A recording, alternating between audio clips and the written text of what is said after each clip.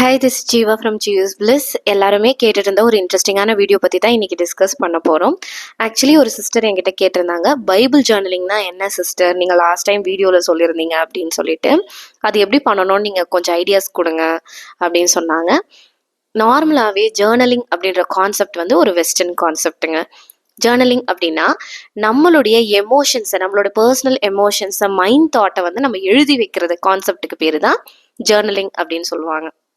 இங்க Bible journaling அப்படின்னு நம்ம சொல்றோம் அப்படின்னா, நம்ம பைபிள் படிச்சுட்டு அந்த கான்செப்ட் வந்து நம்ம பெர்ஸ்பெக்டிவ்ல நம்மளுடைய மைண்ட் செட்டுக்கு எப்படி புரியுது, நம்ம அந்த கான்செப்ட்ல நமக்கு என்ன சொல்ல வராங்க அப்படின்றத நம்ம பெர்ஸ்பெக்டிவ்ல இருந்து நம்ம சொல்லக்கூடிய ஒரு விஷயத்துக்கு பேரு தான் பைபிள் ஜேர்னலிங் அப்படின்னு நம்ம சொல்றோம்.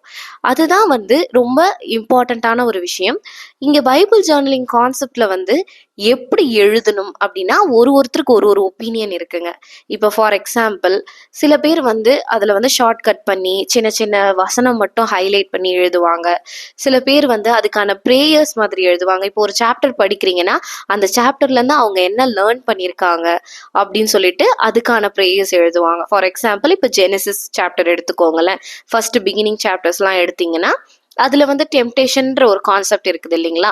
அந்த டெம்டேஷன்ற கான்செப்ட் எப்படி வந்து நம்ம ஹேண்டில் பண்றது அப்படின்னு அதுக்கான ஒரு ப்ரேயர் எழுதுவாங்க.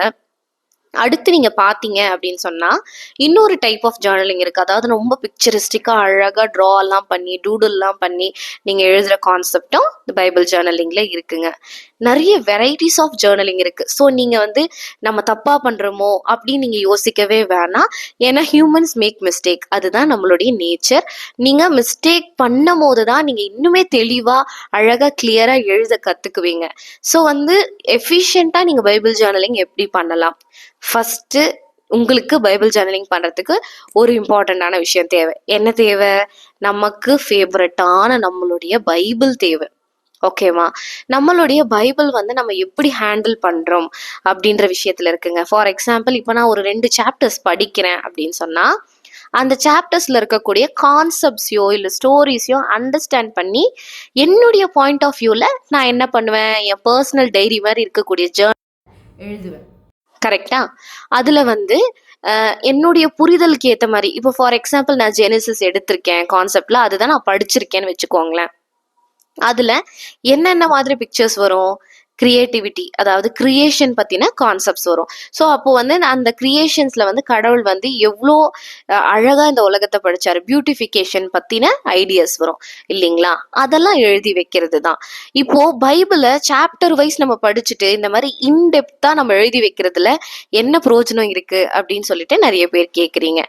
உண்மையை சொல்லணும் அப்படின்னு சொன்னா ரொம்பவே மெரிட்டான ஒரு விஷயம் வந்து பைபிள் ஜேர்னலிங் தான். நீங்க ஸ்டீரியோடிபிக்கலா உட்காந்து நீங்க படிச்சுட்டே இருந்தீங்கன்னா எத்தனை பேருக்கு அந்த வார்த்தை மனசுல பதியுது அப்படின்றது வந்து ரேர். ஏன்னா இப்போ வந்து நான் நிறைய பாக்குறேன், 7 daysல கூட பைபிள் படிச்சு முடிச்சிடலாம் அப்படின்னு சொல்றாங்க. நம்ம வேக வேகமா படிச்சு ஒரு ஓட்டத்துல முடிக்கிற விஷயம் கிடையாதுங்க. நம்ம அந்த வார்த்தையை எவ்வளவு தூரம் உள்வாங்குறோம் அதுதான் மிகப்பெரிய விஷயம் இல்லையா?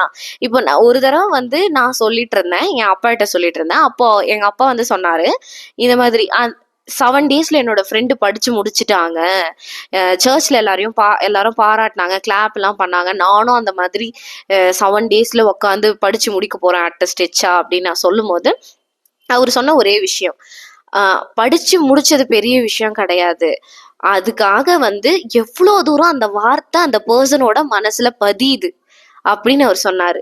ஸோ இது பெரிய விஷயம் இல்லைங்களா? இப்போ நீங்க இன்டெப்தா படிக்கும் போது ஒவ்வொரு கான்செப்டும் உங்க மைண்ட்ல தெளிவாவே பதியும். நீங்க வந்து யோசிச்சு பாருங்க. இப்போ நீ அவ்வளோ இன்டெப்தா நீங்க படிக்கும் போது ஒரு ரிசர்ச் ப்ராசஸ் மாதிரி இது ரொம்ப பியூட்டிஃபுல்லா இருக்குங்க. ஸோ இது வந்து இந்த 2025க்கு நம்ம நியூ இயர் ரெசல்யூஷன் மாதிரி வச்சுட்டு நீங்களும் நானும் சேர்ந்தே படிக்க ஆரம்பிக்க போறோம். நான் ஆல்ரெடி ஸ்டார்ட் பண்ணிட்டேன். ஒரு 2 சாப்டர்ஸ்லாம் நான் வந்து கம்ப்ளீட் பண்ணியாச்சு. ஸோ நெக்ஸ்ட் வீடியோல நான் எந்த மாதிரி எழுதியிருக்கேன், என்ன மாதிரி ஃபார்மேட்ல நான் எழுதுறேன் அப்படின்றத உங்க கூட ஷேர் பண்ணிக்கிறேன். Thank you so much.